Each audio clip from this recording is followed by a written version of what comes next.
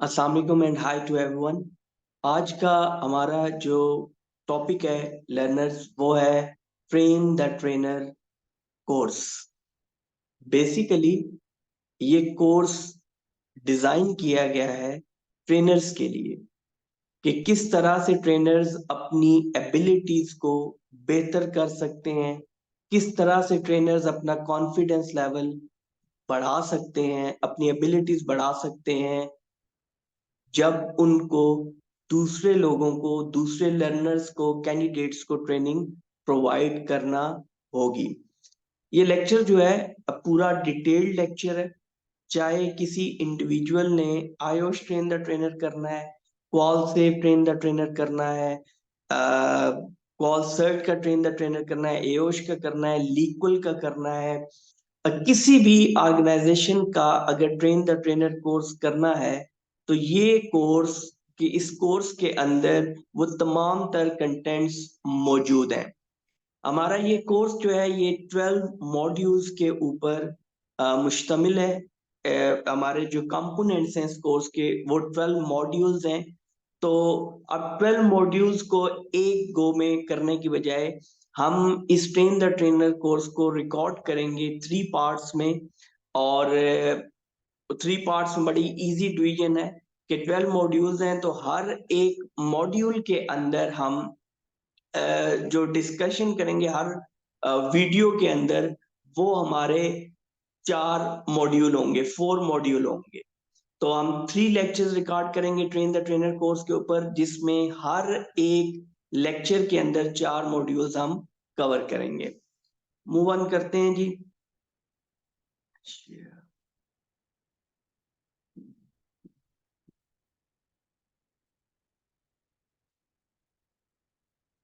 Just a moment, आपके साथ सारा कोर्स स्लाइड्स शेयर करते हैं।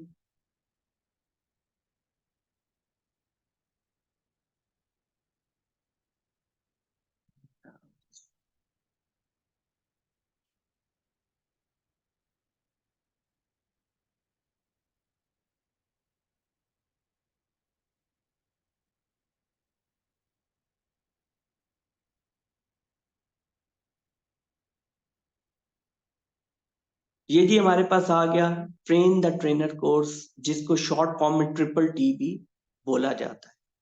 सबसे पहले हम ये देखेंगे कि इस ट्रेन द ट्रेनर कोर्स का पर्पस क्या है।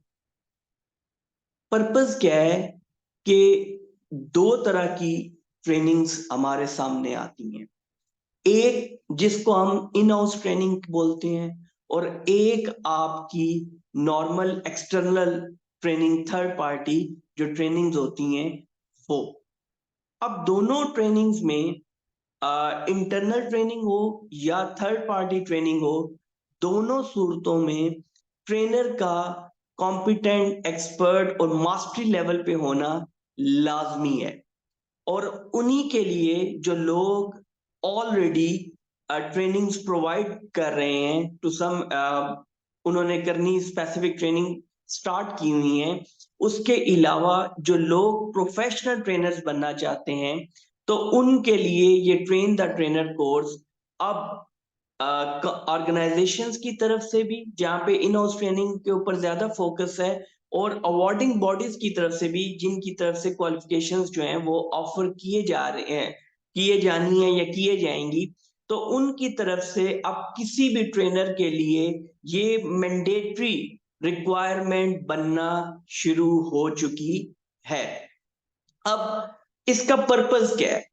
चाहे तो इन हाउस ट्रेनिंग है, चाहे आपकी थर्ड पार्टी ट्रेनिंग है, दोनों सूरतों में आपका जो ट्रेनर है उसके पास इनफ एक्सपर्टीज, मास्टरीज जो है वो होनी चाहिए with respect to training. For example, he is having the knowledge, उसके पास नॉलेज मौजूद है, स्पेसिफिक टॉपिक का मौजूद है या स्पेसिफिक फील्ड का मौजूद है, लेकिन जो ट्रेनिंग स्किल्स हैं इट इज समथिंग डिफरेंट। किसी चीज का पता होना उसके ट्रेनिंग देने के लिए काफी नहीं है। एक अच्छे ट्रेनर के लिए उसका फील्ड का रेलेवेंट नॉलेज जो है वो होना, और उसके बाद उसकी जो ट्रेनिंग स्किल्स हैं उनका उनके उसका होना, ये दोनों चीजें मिलके एक ट्रेनर को एक्सपर्ट बनाती हैं, एक ट्रेनर को उसकी कॉम्पिटेंस को बिल्डअप करती हैं। तो हम इसको समराइज इस तरह से करेंगे कि इस ट्रेन द ट्रेनर को ट्रिपल टी कोर्स का जो पर्पस है वो ये है कि जितने भी न्यू ट्रेनर्स हैं या जो लोग इन हाउस ट्रेनिंग कराना चाहते हैं और उसमें उनको ट्रेनर के रोल पे प्रमोट किया गया है, या जो लोग डिफरेंट फील्ड्स की कोर्सेज ऑफर करते हैं। हम यहाँ पे नॉर्मली, क्योंकि मेरा थीम हेल्थ एंड सेफ्टी है, एनवायरनमेंट है, रिस्क मैनेजमेंट है, तो हम उसी को सामने रखते हुए करेंगे। तो अगर किसी ऑर्गेनाइजेशन किसी अवार्डिंग बॉडी के लिए कोई कोर्स ऑफर कर रहे हैं, तो इस कोर्स का जो पर्पस है वो ये है कि आपको किसी भी इंडिविजुअल को, किसी भी ट्रेनर को इक्विप कर सके कि उसके अंदर एबिलिटीज आए, उसके अंदर कॉन्फिडेंस आए, उसके अंदर टेक्निक्स आए, कि एक अच्छी ट्रेनिंग जो है वो उसकी ट्रेनिंग नीड्स आइडेंटिफाई कैसे की जाती हैं, किसी अच्छी ट्रेनिंग को डिजाइन कैसे किया जाता है, किसी अच्छी ट्रेनिंग को उसके बाद आपका डेवलप करके, डिजाइन करके डिलीवर कैसे किया जाता है। तो इस ट्रेन द ट्रेनर कोर्स से हमें ये स्किल्स हासिल करने में मदद मिलती है। तो हम आगे चलते हैं, ये train the trainer course start करते हैं अपना लेक्चर। तो मॉड्यूल 1 है getting started. Welcome to the train the trainer course, train the trainer workshop. Basically here मैं, क्योंकि आपको ऑनलाइन ये रिकॉर्डेड लेक्चर मिलेगा, तो हम इसको ई वर्कशॉप में कंसीडर कर सकते हैं। Whether you are preparing to be a professional trainer, or you are someone who does a bit of training as a part of their job, you will want to be prepared for the training that you do. तो इसमें जो बात मैंने आपको बतलाई कि अगर आप प्रोफेशनल ट्रेनर बनना चाहते हैं, या आप ये जॉब रोल में ऐड हो गया, एडिशन हो गया है कि आपने प्लस ट्रेनिंग भी करनी है, क्योंकि आपकी उस फील्ड से जो रेलेवेंट, या उस फील्ड में या आपकी वर्किंग से आपके पास स्पेसिफिक नॉलेज मौजूद है, तो आप वो ट्रेनिंग का आपको एडिशनल रोल दे दिया गया है। तो ऐसी सूरत में आपको ये train the trainer course prepare करेगा, आपकी एबिलिटीज को बेहतर करेगा। उसके बाद ये आपके जो कॉन्फिडेंस लेवल है उसको बेहतर करेगा। जब आपके पास इनफ ट्रेनिंग स्किल आ जाएगी, तो ऑटोमेटिकली आपका कॉन्फिडेंस बूस्ट अप होगा और आपको एक मोटिवेशन मिलेगी ट्रेनिंग डिलीवरिंग में। नेक्स्ट ही, अब इसके जो ऑब्जेक्टिव्स की अगर हम बात करें कि हमने इसको कैसे लेके चलेंगे, तो सबसे पहले हम इसको डिफाइन करते हैं ट्रेनिंग को। तो मैंने ट्रेन द ट्रेनर कोर्स में जिस तरह से आपको बताया है कि इसमें ट्रेनिंग का पर्पस क्या है और हम क्यों कर रहे हैं। तो इसमें जो ऑब्जेक्टिव है इस ट्रेनिंग का, जो कंडक्ट की जा रही है, जिसकी मैं लेक्चर रिकॉर्ड कर रहा हूँ, तो बेसिकली इसमें आपको ट्रेनिंग को डिफाइन करना आना चाहिए। अब ये डिफाइंड ट्रेनिंग सिर्फ ट्रेनिंग डेफिनेशन नहीं है, बेसिकली कि ट्रेनिंग का पूरा प्रोसेस क्या है। नॉर्मली जितने इंडिविजुअल्स हैं, बनी बनाई स्लाइड के ऊपर ट्रेनर्स जो हैं वो सिर्फ उसको बोल देते हैं। ये सिर्फ ट्रेनर की जॉब नहीं है। ट्रेनिंग से जब भी हम मुराद लेते हैं या ट्रेनर से, तो उसकी एक एलिजिबिलिटी है, उसके अंदर कॉम्पिटेंस होनी चाहिए। वो कॉम्पिटेंस क्या होगी कि उसके पास इनफ नॉलेज हो, इनफ कॉम्पिटेंस, एक्सपर्टीज हो कि वो किसी ट्रेनिंग की नीड्स को आइडेंटिफाई करे, देन उसके बाद उन ट्रेनिंग्स को डिजाइन करे, डेवलप करे, और देन अच्छे तरीके से उनको डिलीवर करे। और इन चीजों के अंदर भी डिफरेंट फेजेस आती हैं, हर फेज के बारे में उसके पास अवेयरनेस जो है वो लाजिम हो। देन आइडेंटिफाई नीड्स, इसमें हम आपको बताएंगे कि अब जिस तरह से इस कोर्स की जरूरत क्यों पड़ी, तो वो नीड्स ये थी कि इंडिविजुअल्स जो थे, अब आप एक वर्क प्लेस पे मौजूद हैं, फॉर एग्जांपल हम इन हाउस ट्रेनिंग को ले लेते हैं।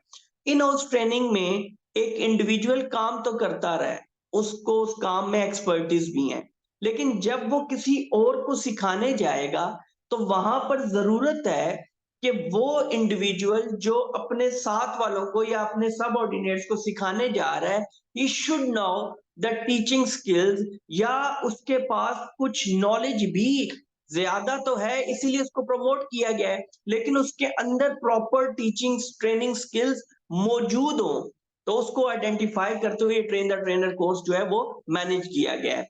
मैनी डिफिकल्ट पार्टिसिपेंट्स, ये बड़ा एक टास्क होता है कि कुछ लोग, आप उसको ले लें, कुछ पार्टिसिपेंट्स ले लें या कुछ कैंडिडेट्स या कुछ इंडिविजुअल्स जो प्रोफेशनल ट्रेनर्स बनना चाहते हैं या ऑलरेडी कुछ ना कुछ ट्रेनिंग करा रहे हैं, तो वो थोड़े से रिजिड हो जाते हैं भाई, जो चीज सीखी है, या क्योंकि अब उनके पास ट्रेनिंग पहुंची नहीं है। कौन सी ट्रेनिंग नहीं पहुंची है? ट्रेन द ट्रेनर, कि ट्रेनर के अंदर क्या खुसूसियत होनी चाहिए। तो फिर क्या होगा, या तो वो किसी और को देख के कॉपी करके स्टार्ट कर देंगे ट्रेनिंग देना, या दूसरा ये होता है कि जिस तरह उनको बेहतर लगता है वो ट्रेनिंग के बेसिक प्रोटोकॉल्स को छोड़ते हुए, उनको कंसीडर किए बगैर, उनको जैसे बेहतर लगता है वो वैसी ट्रेनिंग कराना स्टार्ट कर देते हैं। तो ऐसे इंडिविजुअल्स को फिर मैनेज करना पड़ता है, उनको मैनेज करना पड़ता है, उनको बताना पड़ता है कि यार ये प्रोटोकॉल्स ऐसे नहीं ऐसे हैं। जिस तरह से अभी भी हम देखते हैं काफी सारे केसेस सामने आते हैं जिनमें ट्रेनर्स तो बन गए लोग, लेकिन उनकी टेक्निक्स, उनकी इफेक्टिवनेस ट्रेनिंग की इतनी नहीं है। उसके पीछे रीजन यही है कि वो पूरे जो ट्रेनिंग के प्रोटोकॉल्स हैं, ट्रेनिंग इज अ स्किल, तो ट्रेनिंग के जो प्रोटोकॉल्स हैं वो उनके पास नहीं है, वो पूरा नहीं करते, वो सीख के नहीं आए हैं ट्रेनिंग को, तो इस वजह से इश्यूज फेस करते हैं। अब ये मॉड्यूल 2 है, अंडरस्टैंडिंग ट्रेनिंग एंड फैसिलिटेशन।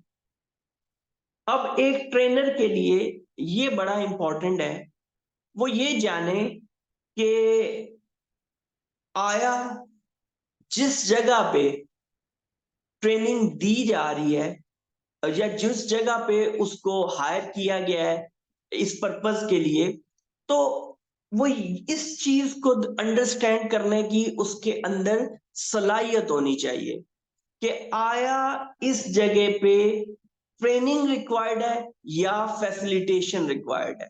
ठीक है, ये दो डिफरेंट चीजें हैं। अब मैं इसको रीड आउट करके आपको बताता हूँ इनमें डिफरेंस क्या है। Depending on the needs of your participants you may be called to provide training, आपको बुला लिया गया, या ट्रेनिंग दो या facilitate a discussion of areas. This module will help to determine which approach you need in a particular situation. अब ये training है या फैसिलिटेशन है, ये दोनों डिसाइड होते हैं किसी पर्टिकुलर, किसी स्पेसिफाइड सिचुएशन में। कैसे, मैं आपको बताता हूं। अब पहले तो देखें ट्रेनिंग क्या है। ट्रेनिंग ये है कि एक जगह पे आपकी नीड असेस हुई है ट्रेनिंग की, कि एक स्पेसिफिक टॉपिक है, उसके ऊपर ट्रेनिंग देनी है, तो वो आपकी आपने ट्रेनिंग देनी है, वो ट्रेनिंग में कंसिडर होगी। फैसिलिटेट क्या होता है कि किसी जगह पे पूरे की पूरी ट्रेनिंग रिक्वायर्ड नहीं होती है, बल्कि कुछ इंडिविजुअल्स को कुछ स्पेसिफिक एरियाज के अंदर सिर्फ कंसर्न्स होते हैं, उन्होंने ट्रेनिंग ली हुई है, ठीक है, लेकिन स्टिल उनको 2 4 6 कंसर्न है, तो उसके लिए हम फैसिलिटेशन जो है वो करते हैं, या फैसिलिटेशन का वर्ड यूज करते हैं, जिसमें आपने डिस्कशन कर ली और इस तरह की चीजें। मैं आपको एग्जांपल देता हूं, मैं डिफरेंट क्वालिफिकेशंस के लिए आईपीए अप्रूव्ड हूं। अब मैंने ये असेस किया, आइडेंटिफाई की नीड पार्टिसिपेंट की, कि जो नए असेसर आए हैं उन असेसर को मैंने प्रॉपर कंप्लीट ट्रेनिंग देनी है।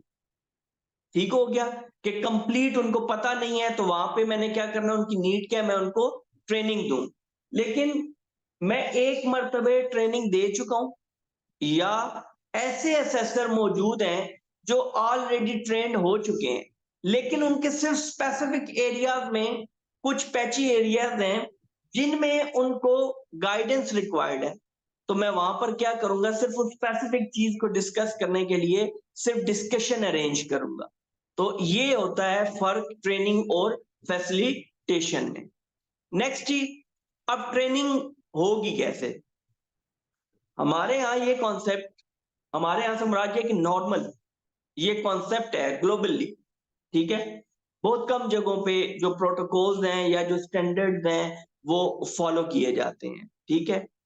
वरना नॉर्मली चीजों का मुख्तलिफ जगह से कॉपी पेस्ट लिया और उन्हीं को खड़े होके बता दिया, ये देखे बगैर के रेलेवेंसी है, एप्लीकेबल है या नहीं है, आपको ट्रेनिंग दे दी जाती है। हम वापस आते हैं ट्रेनिंग में, हम जो कंसिडर करते हैं कि शायद सिर्फ खड़े होके बोल देना या ई लर्निंग में ऑनलाइन लर्निंग में सिर्फ बोल देना ये काफी है, तो ऐसा कतन नहीं है।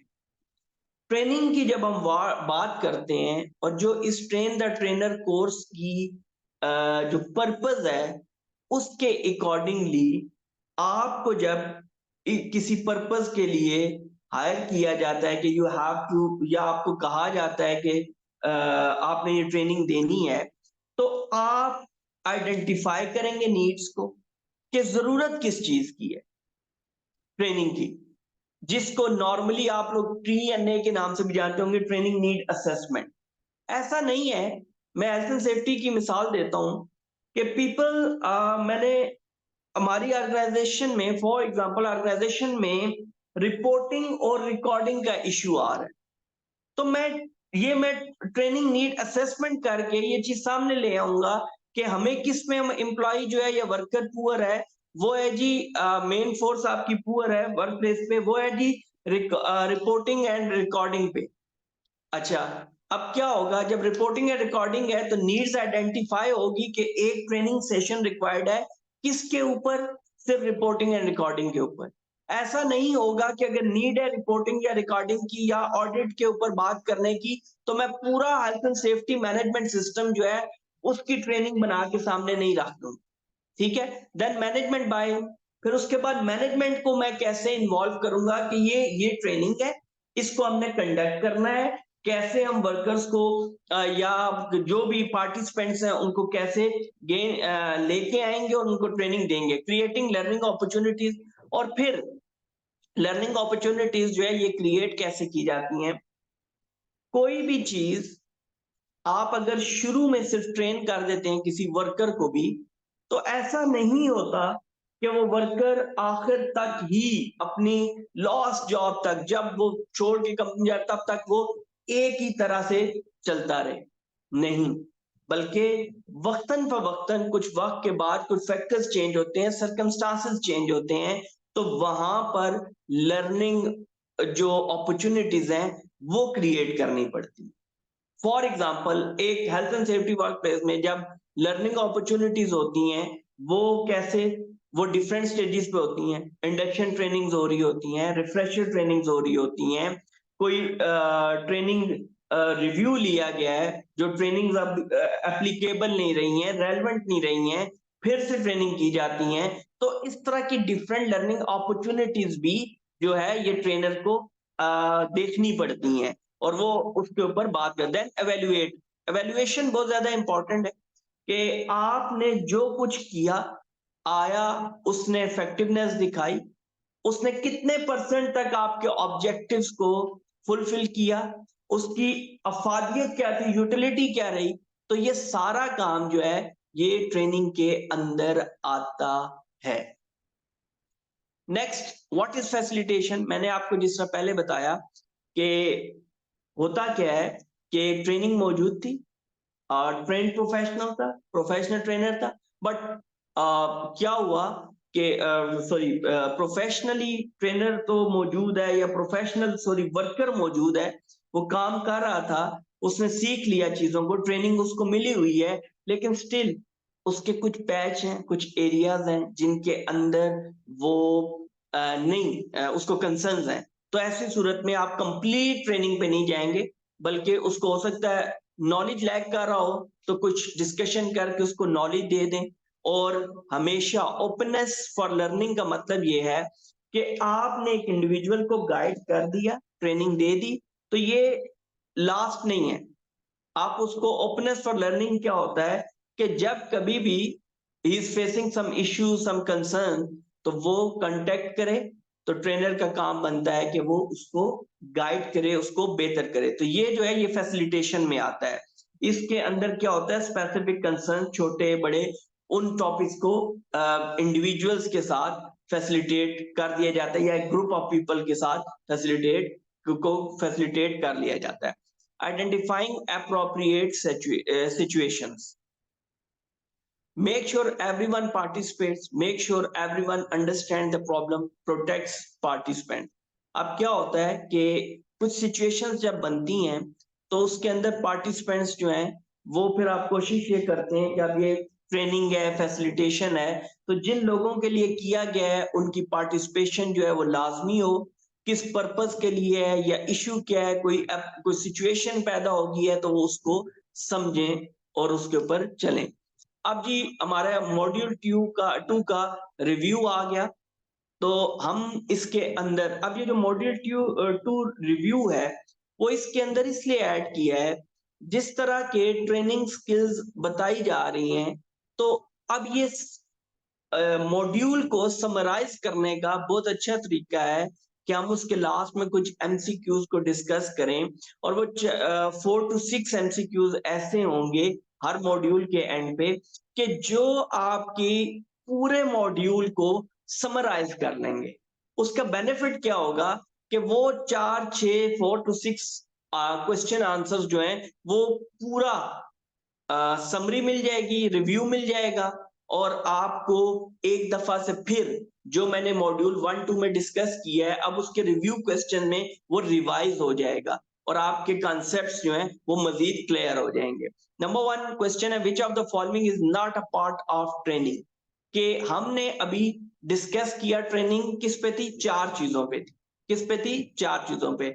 हम उस पे आइडेंटिफाई द नीड्स पे गए, मैनेजमेंट बाय इन की हमने बात की क्रिएटिंग न्यू अपॉर्चुनिटीज की, ठीक है, और उसमें हमने बात की अपना एवेल्युएशन की। अब ये क्या कह रहा है, A identifying the need for new learning to take place, ये तो पार्ट है ट्रेनिंग का। B creating trainer centred learning opportunities, ये गलत है। हमें ट्रेनिंग सेंटर्ड लर्निंग अपॉर्चुनिटीज चाहिए, हमें ट्रेनर सेंटर्ड लर्निंग अपॉर्चुनिटीज नहीं चाहिए, क्योंकि ट्रेनर जो ट्रेनिंग दे रहा है उसकी लर्निंग अपॉर्चुनिटीज से क्या करना है, ट्रेनिंग जो होगा जो ट्रेनिंग ले रहा है उसकी सेंटर्ड लर्निंग अपॉर्चुनिटीज पे हमने जाना है। तो ये जो है ये पार्ट नहीं है ट्रेनिंग का। C evaluating the effectiveness of the training offered, ये चौथा उसका पार्ट था ट्रेनिंग का। D securing management buy for training to be develop, third second part था आपके इस ट्रेनिंग का। Next we have number 2, which of the following is the key for a successful trainer. एक सक्सेसफुल ट्रेनर के अंदर क्या क्या चीजें, नंबर ए प्रेजेंटेशन स्किल्स होनी चाहिए, बी केस स्टडीज ये भी होने चाहिए, सी गेम्स बेटर अंडरस्टैंडिंग के लिए ये भी होना चाहिए। तो हम एक को इसमें मार्क नहीं करेंगे, ऑल ऑफ द अबव, ये तमाम तर चीजें हमें रिक्वायर्ड हैं। ठीक हो गया। अभी नॉर्मली जो लोग ट्रेनर कर रहे हैं वो आयोश और डिफरेंट ऑस्कर अवार्डिंग बॉडीज के लिए कर रहे हैं, तो उनका पर्पज यही है कि वो कोर्स ही डेवलप इस तरह उन्होंने किए हैं जिसमें presentation skill, case study, games मौजूद हैं, कि एक ट्रेनर जो है उसके अंदर स्किल्स मौजूद हो कि अगर हमने कोर्स डेवलप कर भी दिया है तो वो उस कोर्स को जो है डिलीवर करते हुए उसको किसी तरह का इश्यू ना आए, बल्कि वो इजीली डिलीवर कर सके। इसलिए उनकी मैंडेटरी रिक्वायरमेंट है कि ट्रेन द ट्रेनर आपके पास होना चाहिए। नेक्स्ट क्वेश्चन नंबर 3 है, which of the following question can help you determine the type of training needed। अब वो कहता है कि इनमें से कौन सा क्वेश्चन है जो आपको टाइप ऑफ ट्रेनिंग नीडेड के ऊपर बतला सकता है या आप उस काबिल हो सकते हैं कि आप फाइंड आउट कर सकें। Number A, A option is there a real opportunity for improvement, is there any, अब ये सही है क्योंकि ट्रेनिंग हमेशा इम्प्रूवमेंट के लिए की जाती है, ठीक है, ट्रेनिंग हमेशा इम्प्रूवमेंट के लिए की जाती है, ये ठीक आंसर है। बाकी भी देखते हैं वो क्यों नहीं ठीक, उन पे बात करते हैं। B part, is there any gap B option is there any gap based on performance issue, कि गैप बेस पे तो हम नहीं कर सकते इम्प्रूवमेंट, वो तो उसके फैक्टर्स देखेंगे, परफॉर्मेंस रिव्यू होगा, that is something else, that is not related to training. What are the organisations future plan? Future plan देखें, फ्यूचर प्लान्स के ऊपर हम ट्रेनिंग डिसाइड इसलिए नहीं कर सकते कि फ्यूचर प्लान ऑर्गेनाइजेशन अपना पहले प्लान देगी, उसके बाद प्लान इंप्लीमेंट करेगी, देन हम ट्रेनिंग आइडेंटिफाई नीड्स करके फिर हमें पता चले ट्रेनिंग कौन, तो ये भी इसलिए ठीक नहीं है। D, when do we need training? ये भी रेलेवेंट इसलिए नहीं है कि when do we need training, तो ऐसा ही है कि जब चीजें कुछ सही सिंप में नहीं होंगी, इस तरह की सिचुएशंस पैदा हो जाएंगी जब हमें ट्रेनिंग्स चाहिए, तो वो भी नहीं है। बल्कि रियल अपॉर्चुनिटी कब है? रियल अपॉर्चुनिटी क्या है कि इम्प्रूवमेंट के लिए हम ट्रेनिंग्स को, ट्रेनिंग सेशंस या ट्रेनिंग्स को यूज करते हैं। फोर क्वेश्चन है, which of the following is not crucial when you decide about training?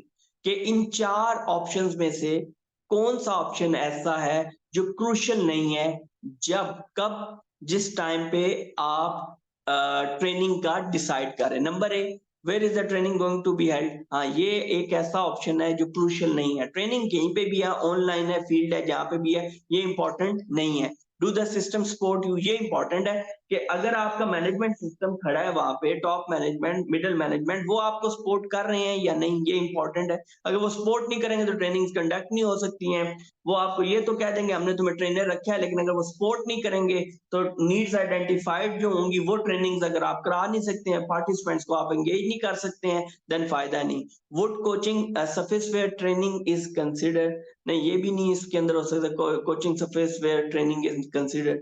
नहीं, ये भी आपका जो है ना क्रूशियल में आता है कि वो उसमें कंसिडर होना चाहिए। Do you need training?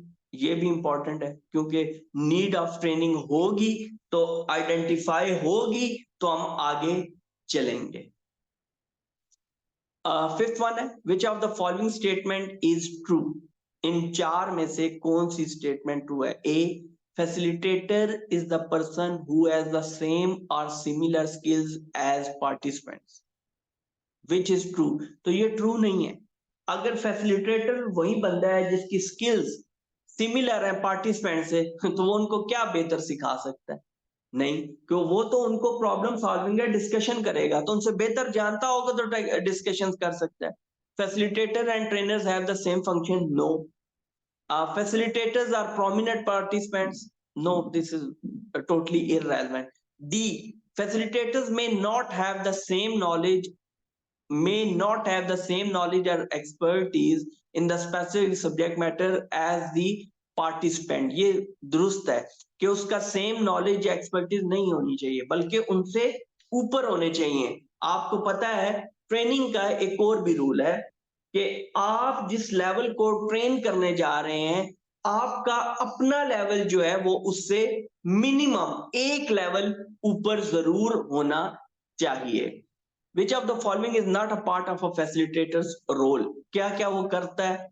Provide experience in sharing? Yes, जब डिस्कशन करेगा तो वो जो कंसर्न लेके आए हैं जिसपे स्पेसिफिक डिस्कशन हुई है, स्पेसिफिक डिस्कशन हो रही है, तो वो एक्सपीरियंस शेयर करेगा तभी चीजें सॉर्ट आउट होंगी। Helping participant with discussion? Yes, that's right, ये तो उसका रोल है। Giving participant final solution? ये फैसिलिटेटर का ये रोल नहीं है कि वो क्या करे कि वो बताए अच्छा ये मसला है, ये यूं कर लो, ये हल हो जाएगा, नहीं। बल्कि वो डिस्कशन करके, एक्सपीरियंस शेयर करके एक स्किल प्रमोट करेगा कि जिसकी मदद से क्या होगा कि नेक्स्ट वो हमेशा खुद सॉल्यूशंस की तरफ जाएं पार्टिसिपेंट के। Helping participant with learning? ये भी दुरुस्त है। सिर्फ ये जो सी ऑप्शन है ये रोल नहीं है फैसिलिटेटर का।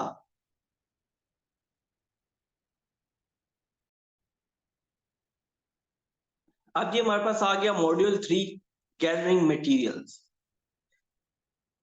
ये जिस टाइम पे आपकी ट्रेनिंग नीड सामने आ जाती है कि आपने किस लेवल की ट्रेनिंग देनी है, पहले तो उससे पहले तो ये डिसीजन हो जाता है कि आपने ट्रेनिंग देनी है या फैसिलिटेट करना है। तो अगर डिसाइड हो गया ट्रेनिंग है, तो ट्रेनिंग में आप देखेंगे कि ट्रेनिंग नीड आइडेंटिफाई करेंगे। कि किस पर्पस के लिए ट्रेनिंग की जा रही है, क्या पर्पस है और उसमें क्या चीज रिक्वायरमेंट है, जिसमें स्पेसिफिकली हम देखेंगे कि हमें ट्रेनिंग जो है वो किस चीज के अंदर देनी है। जब ये पता चल जाएगा तो मॉड्यूल 3 बात करेगा इस हमारे ट्रेन द ट्रेनर कोर्स के अंदर गैदरिंग मटेरियल्स के ऊपर, कि आपने उस ट्रेनिंग के लिए जिसकी नीड आइडेंटिफाई हो गई है, आपने डीएनए परफॉर्म कर लिया है, आपने मटेरियल्स कैसे कलेक्ट करना है, उस मटेरियल की फीचर्स क्या होने चाहिए, उस जो मटेरियल है वो आप किस नोयत का लेंगे, तो वो तमाम तक चीजें हम इसमें देखेंगे। A major aspect of your training is recognizing what your participants need, want and expect and responding accordingly. अब देखिए, जो आपका पार्टिसिपेंट थे, अब उनकी ट्रेनिंग रिकग्नाइज हो गई है कि उनकी नीड क्या है, वो चाहते क्या है, वो उससे एक्सपेक्ट क्या कर रहे हैं, तो उसके accordingly this module will explore some ways to identify participant needs and adjust your material accordingly. तो आपकी वो नीड्स जब आइडेंटिफाई हो जाएंगी तो वो फिर उसके अकॉर्डिंगली मटेरियल को हमने कलेक्ट करना होता है।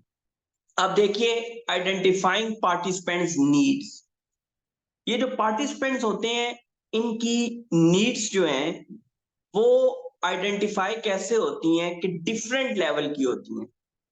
लाजमी नहीं है कि एक इंडिविजुअल या एक ग्रुप ऑफ पीपल जो है वो बिल्कुल शुरू से आखिर तक उनको रिक्वायर्ड है नॉलेज या गाइडेंस या सपोर्ट, ऐसा नहीं होता। अब देखिए कि आपके पास एग्जाम्पल, एक नया बंदा आया है, उसको जो ट्रेनिंग नीड है उसकी उसकी इंडक्शन है, उसकी अवेयरनेस है, तो वो हम फर्स्ट स्टेप पे लेंगे। तो इस तरह से जो हमारे पास ऑडियंस हमें मिलती है, पार्टिसिपेंट्स मिलते हैं, हम देखते हैं कि उनकी नीड क्या है। आया, अवेयरनेस लेवल का कोर्स रिक्वायर्ड है, फेमिलियरिटी लेवल का, किस चीजों के साथ फेमिलियर करने के लेवल का कोर्स रिक्वायर्ड है, या जो पार्टिसिपेंट्स हैं उनकी कॉम्पिटेंस बिल्डअप करनी है, या उनको किसी चीज में मास्टरी बिल्कुल हाई लेवल पे मास्टर करना है। तो ये 4 डिफरेंट लेवल्स हमारे सामने आते हैं। इन नीड्स को सामने रखते हुए हम अपने कोर्स का, अपनी ट्रेनिंग का जो कंटेंट है वो डेवलप करेंगे। जब हमने इनके अकॉर्डिंगली वो कंटेंट डेवलप करना है तो ऐसी सूरत में हम जो मटेरियल कलेक्ट करेंगे उसका भी लेवल इन नीड्स के अकॉर्डिंगली होगा। रिव्यूइंग द मटेरियल्स, अब देखिए ये फीचर्स हैं, हमें पता चल गया किस लेवल पे है, हमने वो देख लिया, अवेयरनेस है, फेमिलियर है, कॉम्पिटेंस है या मास्टरी है, जो भी लेवल हमने देख लिया। अब उसके बाद जो आपका मटेरियल होगा, जो आप मटेरियल देखेंगे, उठाएंगे, ऐड अप करेंगे अपने कोर्स के अंदर, अपनी ट्रेनिंग के अंदर, बीइंग अ ट्रेनर, आप उसके ये फीचर्स देखेंगे कि आया वो मटेरियल जो है जिस ट्रेनिंग के लिए हम लेके चल रहे हैं उसके लिए करंट है। करंट से मुराद ये है कि वो उस टाइम पे इफेक्टिव है, उस टाइम पे वो उसकी जो मटेरियल है उसका ये फीचर होना चाहिए कि वो करंट नॉलेज दे रहा हो, एप्लीकेबल, और वो जिस जगह के लिए किया जा रहा है वो आया उस इंडस्ट्री के लिए एप्लीकेबल भी है या कि नहीं है। देन वेरीफाई रिसोर्सेज, कि वो मटेरियल किन रिसोर्सेज से हमारे पास आ रहा है, तो वो हमारे पास जो रेफरेंसेस हैं वो भी होने चाहिए, ताकि हम किसी वैलिड और तगड़े रेफरेंस का जो मटेरियल होगा उसको हम यूज करेंगे। अदरवाइज हम अवॉइड करेंगे कि जो चीजें हमें इन जनरल मिली है, जो इंफॉर्मेशन हमें इन जनरल मिली है, हम उसको अवॉइड करेंगे। Next G, identifying and resolving gaps. अब जी ये डिफरेंट तरह की डोमेन्स हैं, ये 4 डोमेन्स हैं ट्रेनिंग के अंदर, जिनको हम कंसिडर करेंगे। तो ये इसके अंदर क्या होता है कि गैप्स आते हैं, ठीक है, आइडेंटिफाइंग एंड रिजॉल्विंग गैप्स, कि हम गैप्स कैसे बहुत दफे जब कोई भी इंडिविजुअल कोई काम कर रहा होता है या कोई भी इंडिविजुअल किसी ट्रेनिंग के लिए आता है, तो नॉर्मल सर्कमस्टांसेस में जो इन हाउस ट्रेनिंग होती हैं या work place related even third party जो ट्रेनिंग होती है, उसमें जो पार्टिसिपेंट्स होते हैं वो ब्लैक आपके जो है ना ब्लैंक नहीं होते हैं, वो रॉ मटेरियल नहीं होते हैं। तो उनमें हर चीज के ऊपर जो है वो मसाइल नहीं होते, बल्कि इन चार में से दो डोमेन्स का भी इश्यू हो सकता है, इन चार में से किसी एक डोमेन का भी इश्यू हो सकता है। तो वो देख लेता है ट्रेनर के भाई कौन सी इनकी जो गैप्स हैं, कौन सी डोमेन इनकी वीक है, तो वो उसके ऊपर उसको भी कंसिडर करते हुए ट्रेनिंग को लेके चलेगा। पहले कॉग्निटिव डोमेन ये होती है जिसमें ये देखा जाता है कि जो पार्टिसिपेंट्स हैं उनको फिक्री तौर पर, एक इल्मी तौर पर, एक फिक्री तौर पर उनको क्या इश्यूज हैं, उनका जो आप कह सकते हैं इंटेलेक्चुअल लेवल क्या है, उनको वहां पर क्या इशू आ रहा है। देन इफेक्टिव डोमेन वो होती है कि चीजें किस हद तक वो एब्जॉर्ब कर पा रहे हैं, जो पार्टिसिपेंट्स हैं वो किस हद तक चीजों को एब्जॉर्ब कर पा रहे हैं, उनके अकॉर्डिंगली उनका एटीट्यूड क्या है, वो उसको कितना एब्जॉर्ब करने की सलाहियत रखते हैं, कितना वो उसको परसीव करने की सलाहियत रखते हैं, तो वो इफेक्टिव में आएगा। ठीक है जी। 10 आता है, थर्ड डोमेन है साइकोमोटर डोमेन। साइकोमोटर डोमेन क्या होती है कि जिसके अंदर फिजिकल जेस्चर्स, फिजिकल कोऑर्डिनेशन, ये तमाम तर चीजें आती हैं। फॉर एग्जांपल ये ट्रेनर कैसे इस गैप को देखेगा कि एक कुछ वर्कर्स हैं, काम अच्छा कर रहे हैं, काम जानते भी हैं, लेकिन उनको इशू क्या है, कोऑर्डिनेशन इशू है, कोऑर्डिनेट नहीं कर पाते हैं, कोऑर्डिनेशन उनका बेहतर नहीं बन रहा है, तो ये उस डोमेन में आएंगे। Then intrapersonal skill, interpersonal domain जो होती है, इसके अंदर किसी भी पार्टिसिपेंट की इंडिविजुअल जो एबिलिटीज हैं, जो कॉम्पिटेंस हैं, उनको देखा जाता है कि अगर वो लैग कर रहे हैं तो फिर फोकस ये होगा कि इस उसके ऊपर इस तरह से काम किया जाए कि उसकी इंटरपर्सनल जो डोमेन है वो तगड़ी हो जाए। नेक्स्ट हमारे पास आ गया मॉड्यूल 3 का क्विज आ गया हमारे पास जी। रिव्यू आ गया, जिससे मैंने पहले बताया रिव्यू करने पे क्या होता है कि पूरा जो मैं मॉड्यूल पढ़ा रहा हूं आपको वो पूरे का पूरा रिवाइज हो जाता है, समराइज हो जाता है। क्वेश्चन है G 1, is training is designed specifically to meet the needs of every person in the workshop. अब इसमें no training is design to cover your skills and ability, ये बिल्कुल गलत है। बी यस, यस ठीक है, लेकिन हम इसमें देखेंगे बेहतर ऑप्शन कौन सा है। फिर तीसरा C, yes but you also need to consider the person who has identified the need for training. नहीं, ठीक है, उसकी भी है, और बेस्ट देखते हैं। डी क्या कहता है, yes but you also need to consider person who has identified the need for training and the person who is paying the training. ठीक है जी, कि आपने जो ट्रेनिंग पेइंग द ट्रेनिंग को भी देखना है पर्सन को, और जिस पर्सन ने आइडेंटिफाई की थी कि नीड फॉर ट्रेनिंग है उसको भी कंसिडर करना है। ठीक हो गया, तो देन आप क्या कर सकते हैं, मीट कर सकते हैं। क्यों, अगर इसमें एक ने आइडेंटिफाई किया या एक पे कर रहा है, उन दोनों में से किसी एक को कंसिडर नहीं किया गया, तो मतलब ये है कि मीट नहीं कर सके हम नीड्स को हर इंडिविजुअल की। क्वेश्चन 2 है जी, what is the best way to determine what your training needs to include.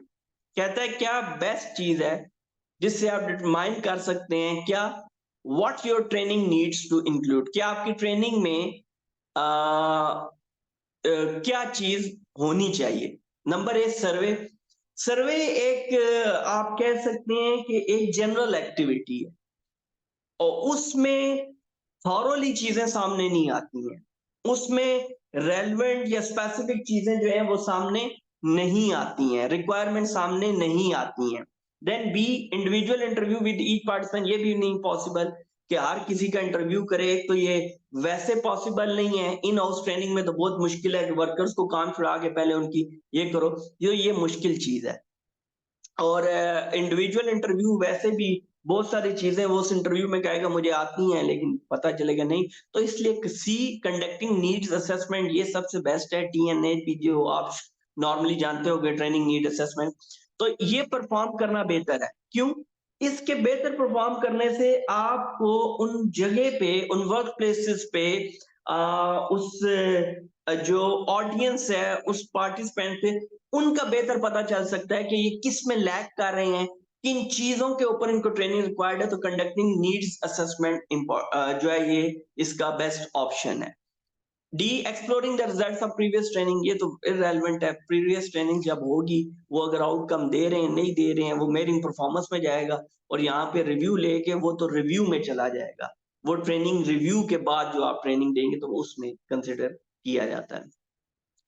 Number 3, which level of knowledge comes before mastery. अब हमने क्या देखा था? हमने देखा अवेयरनेस, फेमिलियरिटी, कॉम्पिटेंस, ये लेवल था ना नॉलेज के, जिन पे हमने डिसीजन लेना था। और फोर्थ था मास्टरी। तो अब वो कहता है मास्टरी से पहले क्या आता है। अब वो इसमें नहीं था, लेकिन वो कौन सा लेवल है? वो एक्सपर्ट लेवल। ठीक है, अवेयरनेस आएगी, फिर फेमिलियर होता है इंडिविजुअल, कॉम्पिटेंस आती है, देन वो एक्सपर्ट होता है। कॉम्पिटेंस को यूटिलाइज करके एक्सपर्ट होता है, और एक्सपर्ट एक्सपीरियंस होने के बाद वो मास्टरी लेवल तक चला जाता है। Which of the following is crucial for you to know about your participants. ये आपको क्या पार्टिसिपेंट्स को, अगर आपके पार्टिसिपेंट्स हैं, आप एक ट्रेनिंग दे रहे हैं, तो पार्टिसिपेंट्स से रेलेवेंट क्या चीज इंपॉर्टेंट है या क्या चीज होनी चाहिए। तो उसमें हमारे पास A option, their previous experiences, नहीं वो हमें नहीं है, उसकी जरूरत नहीं है हमें।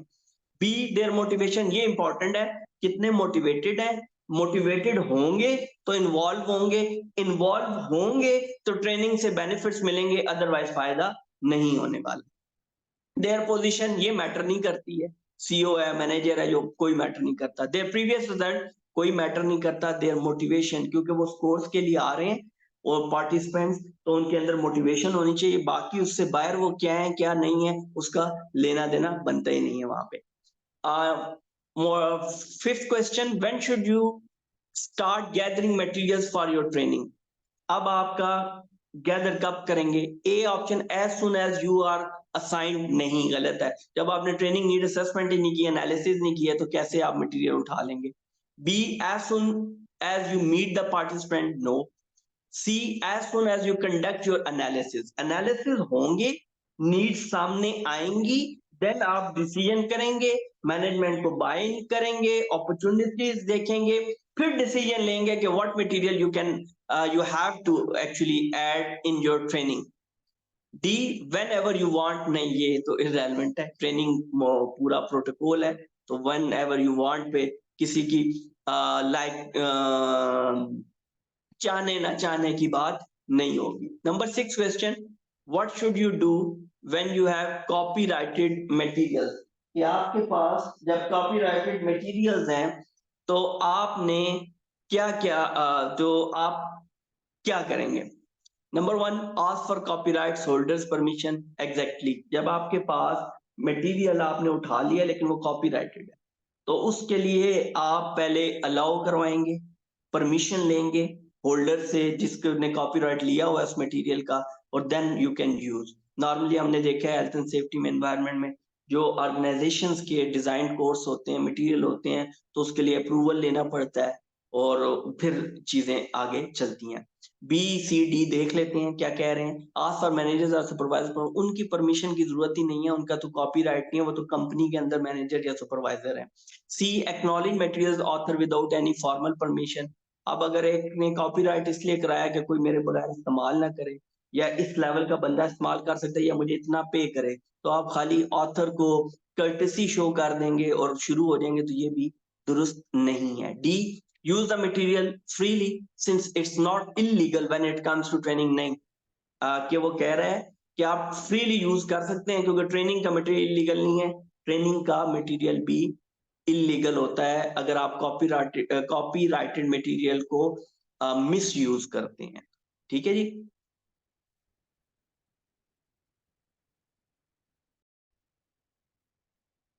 अब हम देखेंगे क्रिएटिंग अ लेसन प्लान, और ये हमारा मॉड्यूल 4 है। हमने मॉड्यूल 1 में इंट्रो देखा, फिर हमने मॉड्यूल 2 में देखा ट्रेनिंग फैसिलिटेशन में चाहिए क्या। नंबर 3 हमने देखा जो आपका मटेरियल है वो आपने कैसे कलेक्ट करना है। अब हम देख रहे हैं क्रिएटिंग अ लेसन प्लान। एक और बड़ी इंपॉर्टेंट टेक्निक है, या एक बहुत इम्पोर्टेंट आप कह सकते हैं पार्ट है ट्रेनिंग का, कि एक ट्रेनर के पास एक क्लियर लेसन प्लान होना चाहिए, और उसके अंदर ये स्किल होनी चाहिए कि वो एक लेसन प्लान अच्छे से डेवलप कर सके। पहले देखते हैं लेसन प्लान है क्या, फिर उसके हम फीचर्स और बाकी चीजें डिस्कस करेंगे। A lesson plan is an outline that can both keep you on track and give you plenty of options. Lesson plan क्या है? एक आउटलाइन दे देता है जिसका मकसद क्या है कि आप एक तो ऑन ट्रैक रहें, चीजों से हटे ना, जो आपने प्लान किया हुआ है कोर्स के अंदर वो सब चीजें डिस्कस हों। दूसरा, वो आपको बहुत सारे ऑप्शंस देता है। ऑप्शंस कैसे देता है? जब आपका प्लान होता है तो आप कुछ भी उस वक्त के accordingly, for example if you are having time, आपने प्लान बनाया हुआ है, आप मुख्तलिफ ऑप्शन से ट्रेनिंग को ज्यादा मोर इफेक्टिव बना सकते हैं। While the lesson plan is guide for how you will manage a particular workshop, a well-designed lesson plan will also allow you to really enhance your training. ये मैंने क्या बताया आपको कि इसका मकसद जो है वो इतने जितना बेहतर तरीके से लेसन प्लान डिजाइन होगा, वो आपकी ट्रेनिंग को एनहांस करेगा और वो बेहतर होगी। Planning for the basics, normally आपके लेसन प्लान के अंदर होगा क्या? ठीक है जी। द इंट्रोडक्शन, इंट्रोडक्शन का आप उसमें मेंशन करेंगे। रैप अप कब होंगे, एक्टिविटीज क्या क्या होंगी उस दौरान, ब्रेक्स कब होंगी, और लंचेस कब होंगे, लंच वगैरह और ये सारी चीजें कब, लंच जो है वो कब होंगे। ठीक है, ये पूरा आपका प्लान होता है। अच्छा, अब इसमें एक बात मैं आपको क्लियर करता चलूं, लेसन प्लान में ये तमाम तर चीजें मौजूद होती हैं, और इसमें एडिशनल क्या प्लानिंग में मौजूद है, ये बेसिक्स की इसने बात की है, इसीलिए लिखा है प्लानिंग फॉर द बेसिक्स। बाकी कोर्स कंटेंट के अंदर जब आप प्लान बनाते हैं कि कौन से घंटे में क्या पढ़ाएंगे, कौन से घंटे में क्या पढ़ाएंगे, फिर उसके बाद किस घंटे में उसका रिव्यू होगा, तो ये चीजें भी उसके अंदर शामिल की जाती हैं।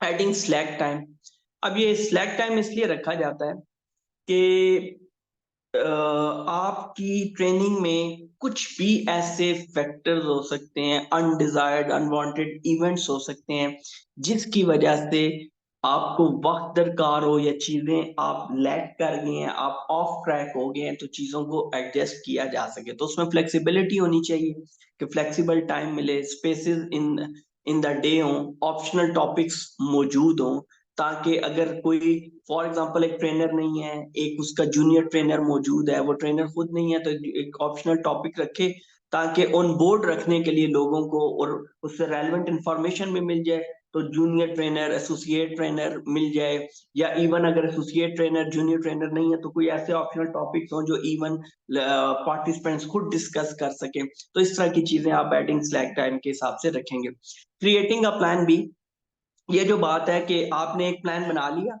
प्लान बी क्यों बनाना जरूरी है, ऑलवेज इंपॉर्टेंट है, स्टफ हैपेंस, कुछ भी हो सकता है, तो प्लान बी आपके पास हो और आप प्रिपेयर्ड हो कि अगर ऐसे चीजें ना गई, इस तरह से ना गई जिस तरह से हमने प्लान क्रिएट किया है, एक लेसन प्लान बनाया है, तो हमारे पास प्लान बी हो जिसको हम यूटिलाइज करते हुए वो अपनी मर्जी का काम कर सकें। अब जी मोड रिव्यू आ गया, ये रिव्यू टेक्निकली समराइज करेगा अभी की। नंबर 1, व्हाट इज द की एलिमेंट ऑफ द इंट्रोडक्शन। अब देखिए कि इसने इंट्रोडक्शन बोला, की एलिमेंट नहीं बताया था वहां पे। अब यहाँ पे आप और बेहतर तरीके से चीजों को सीखेंगे। नंबर 8, ट्रेनिंग पर्पस नहीं, ट्रेनिंग एक्सपेक्टेशंस नहीं, ट्रेनिंग स्टेप्स नहीं, प्रेजेंटिंग द ट्रेनर, हाँ वो सबसे पहले प्रेजेंट करे, मैं कौन हूं, मैं यहाँ पे हूं तो किस वजह से हूं, तो वो बताएगा। तो पहला काम इंट्रोडक्शन में प्रेजेंटिंग द ट्रेनर होता है। Which of the following statement is true? Breaks should be held only for lunch? No, there are frequent breaks, there are rest breaks there.